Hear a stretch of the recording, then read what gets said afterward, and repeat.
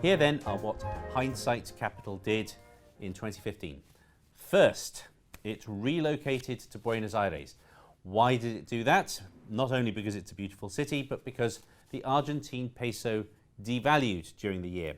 Now, one of the strong themes of 2015 was the strong dollar. Almost every currency weakened against the dollar. The real dropped as well in neighboring Brazil.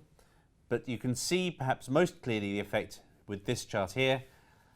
The world stock market as a whole was actually down for the year in dollars. It was up more than 40% in reals, and it was up more than 50% in Argentine pesos. So denominate your returns in a weak currency and you will look good.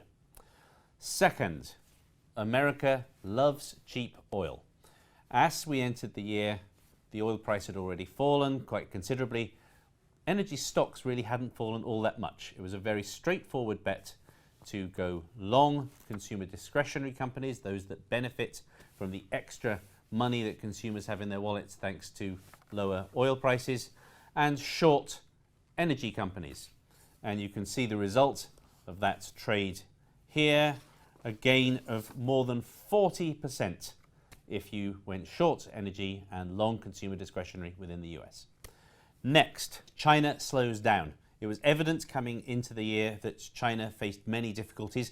The easiest way for people in the West to play that was through the metals market. China is by far the world's biggest net consumer of industrial metals. So you short the Bloomberg Industrial Metals Index and you go long 30-year Treasuries. Not the most exciting investment, but you knew in advance that they would be helped by weak commodity prices because that limits inflation. The gain from that trade, 42.5%.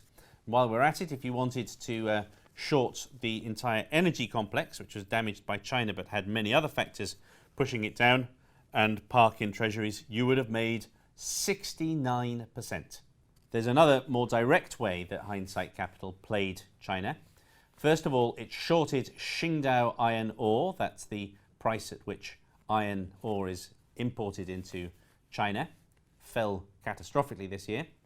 And put the proceeds into the Shenzhen Composite Index. Shenzhen is the smaller of the two main stock exchanges in mainland China. It's much more bubbly even than Shanghai. Of course, Chinese stocks had a remarkably bumpy year, but the Shenzhen remained very much on top by the end of the year. And as you can see, the result is that you would have more than doubled your money. Next trade, spot the bubble. As we entered 2015, it was obvious that the US bull market was nearing an end. And when you get into the closing stages of a bull market, weird things tend to happen. A few stocks tend to take off while the rest begin to decline. There was a beautiful way to trade this. You could either do this trade where you go long the FANGs, that's Facebook, Amazon, Netflix, and Google. Amazon and Netflix themselves both were more than double for the year. And you can short the rest of the S&P against that. And as you can see, you'd have made some 70%. Or you could have gone long the Nifty 9, which adds to the FANGs with companies like Microsoft, Salesforce, eBay, Starbucks, and Priceline. And you could have shorted the equal weight S&P index. Very unusually, this was one of those years when the average stock in the S&P actually underperformed the S&P as a whole. And as you can see from that trade, you would have made more than 60%. The next trade, clean energy triumphs. It was already obvious at the beginning of the year that there was a critical mass forming to get out of coal. There was a divestment movement across universities and it gained strength during the year. Meanwhile, it began to feel as though clean energy's time had come. Plainly, the Paris conference right at the end of the year reinforced that. So, Hindsight went short the Stowe Global Coal Index of large coal producers, and it went long the S&P Clean Energy Index, a global index of companies that hope to profit from clean energy.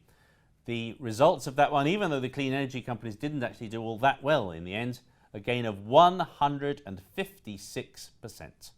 Next trade, crisis in Greece, but not the Eurozone.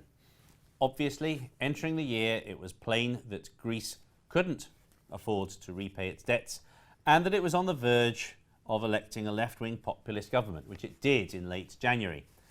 So, However, it was also obvious that the rest of Europe had used the last 4 or 5 years, while it had been kicking the can down the road, to reduce banks' exposure to Greece. It could allow Greece to fall into trouble now without being forced into a generous bailout.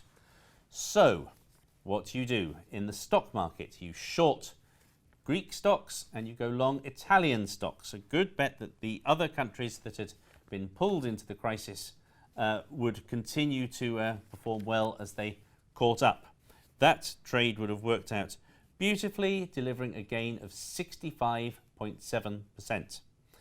If you wanted to play the credit market, there was an even more audacious way that Hindsight Capital played the Greek situation, which was to start out by buying protection against Greek default on the credit default swap market and holding it until June the 30th, which is only a few days before the crisis finally came to a head and Greek ATMs were shut down for a while. At that point, it turns around and sells protection against Greek default, recognizing that the Greek position was so weak that it was going to have to agree to whatever terms Europe forced upon it, which is, of course, what happened. Put those two trades together, and amazingly, you would have made a cumulative return of more than 1,500%. And one final trade, short gold and long Bitcoin. Shorting gold is a fairly clear ploy because there was evident fear of deflation across the world from falling commodity prices. Gold is generally regarded as a hedge against inflation. This is not a good environment for gold, so you could bet that the bear market in gold would continue, which it did. Meanwhile, Bitcoin's bubble might have burst a year or so ago, but the profusion of interesting new ideas to use Bitcoin technology in fintech startups continues. It was a very interesting bet that Bitcoin would rebound this year, which it did. So if you had shorted an ounce of gold at the beginning of the year and used it to buy Bitcoin, you would now be able to buy 1.6 ounces of gold. Bitcoin appears in this case to have created alchemy. Now, is this a fair yardstick for a real fund manager? No, of course it isn't. In the real world, we have to hedge against the possibility that we are wrong. However, there was a reasonable case for doing all of these trades at the beginning of the year, and there was, as ever, a way to make a lot of money, even though the main indices of stocks and bonds and cash, when denominated in dollars, were almost exactly flat for the year. So this does show you what might have been possible, even if there was no way you were ever going to get the kind of returns that Hindsight Capital gets in total. Two other points to bear in mind. First of all, Hindsight Capital, don't get too excited, sadly doesn't exist. It's a figment of my imagination. And secondly, even more sadly, it hasn't told me what its trades for next year are.